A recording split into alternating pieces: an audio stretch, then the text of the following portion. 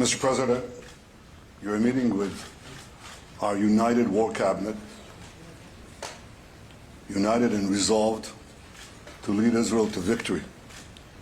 This will be a different kind of war because Hamas is a different kind of enemy. While Israel seeks to minimize civilian casualties, Hamas seeks to maximize civilian casualties. Hamas wants to kill as many Israelis as possible and has no regard whatsoever to Palestinian lives. Every day, they perpetrate a double war crime, targeting our civilians while hiding behind their civilians, embedding themselves in the civilian population and using them as human shields. We've seen the cost of this terrible double war crime against humanity that Hamas is perpetrating in the last 11 days. As Israel legitimately targets terrorists, civilians are unfortunately harmed. Hamas is responsible and should be held accountable for all civilian casualties. We saw the cost of this terrible war crime yesterday when a rocket fired by a Palestinian terrorist misfired and landed on a Palestinian hospital. The entire world was rightfully outraged, but this outrage should be directed not at Israel, but at the terrorists. As we proceed in this war, Israel will do everything it can to keep civilians out of harm's way. We have asked them and will continue to ask them to move to safer areas.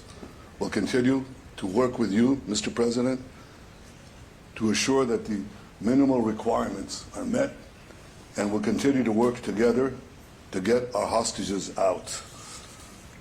Mr. President, the road to victory will be long and hard, but united in purpose and with a deep sense of justice and the unbreakable spirit of our soldiers and our people, Israel will prevail. Thank you, Mr. President. Well, thank you, Mr. Prime Minister. In the wake of Hamas's appalling terrorist assault, it was brutal, inhumane, almost beyond belief what they did. This cabinet came together and standing strong, standing united, and I want you to know you're not alone. You are not alone. As I emphasized earlier, we will continue to have Israel's back as you work to defend your people. We'll continue to work with you and partners across the region to prevent more tragedy to innocent civilians. 75 years ago, your founders declared that this nation would be one based, quote, based on freedom, justice, and peace. Based on freedom, justice, and peace.